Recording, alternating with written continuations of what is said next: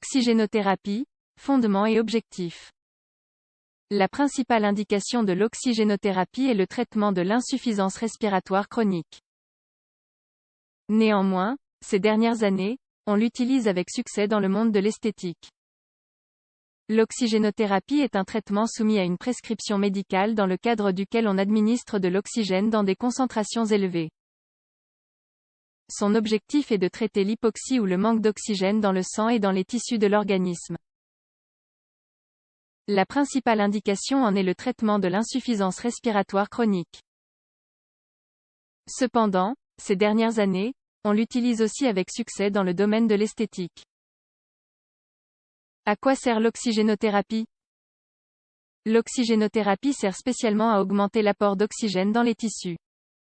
Pour cela, elle utilise au maximum la capacité de transport de l'hémoglobine. Par ailleurs, elle atténue certaines affections et maladies telles que la bronchite chronique ou la MPOC. Il s'agit également d'une bonne solution face à l'hypoventilation liée à l'obésité et l'asthme sévère. De nos jours, l'oxygénothérapie est aussi une excellente alternative pour les traitements esthétiques. Surtout pour les peaux sèches ou grasses, ridées ou fatiguées.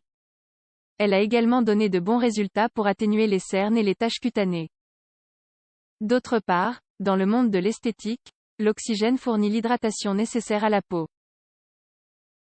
Il stimule aussi la production de collagène et contribue à offrir une apparence plus jeune à la peau. Type d'oxygénothérapie. L'utilisation de l'oxygénothérapie est la clé dans les traitements de l'insuffisance respiratoire. L'oxygène s'administre après une prescription médicale. Ainsi, il existe deux types d'oxygénothérapie auxquels on a le plus souvent recours. Oxygénothérapie normobare. Dans ce cas, l'oxygène s'administre à différentes concentrations. Généralement, il est appliqué à une concentration entre 21 et 100%. L'une des options les plus habituelles pour son application sont les canules nasales ou les masques. Oxygénothérapie hyperbare. Lors de ce type d'oxygénothérapie, l'oxygène s'administre toujours à 100% de concentration. Le patient se trouve alors à l'intérieur de la chambre hyperbare. Pour son application, on utilise un masque. Le but de cette thérapie est d'augmenter l'apport d'oxygène au tissu à travers l'hémoglobine. Lorsque la quantité d'oxygène qui pénètre dans le corps est élevée, elle provoque une certaine pression dans l'alvéole qui entraîne la saturation de l'hémoglobine.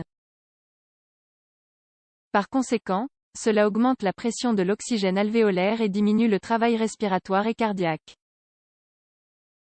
Il est donc possible de maintenir de manière constante la pression de l'oxygène.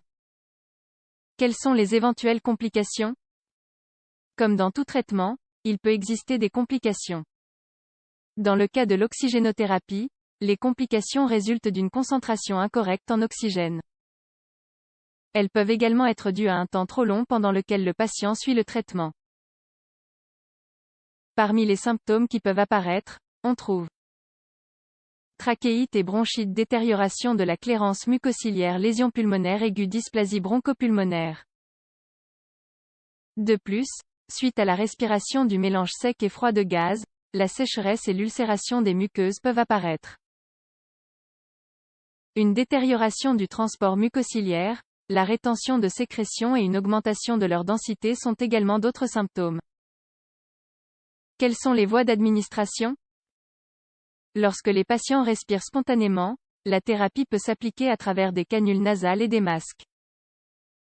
Parmi ces derniers, on trouve masque Venturi, il permet d'administrer une concentration exacte d'oxygène au patient.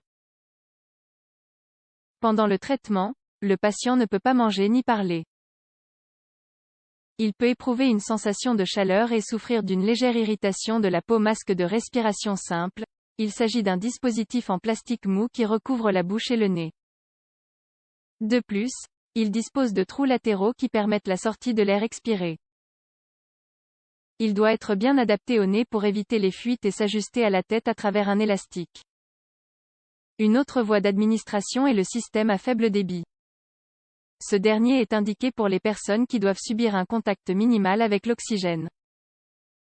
Le système à haut débit ainsi que la chambre hyperbare peuvent également être employés. Toutefois, chez les patients qui ne respirent pas spontanément, l'oxygène est appliqué à l'aide d'un respirateur mécanique. Conclusion. Bien que l'oxygénothérapie soit un traitement sur ordonnance, il ne faut pas oublier qu'elle ne s'utilise pas seulement pour résoudre des problèmes de santé. Actuellement, nous l'utilisons effectivement avec succès pour certains traitements esthétiques.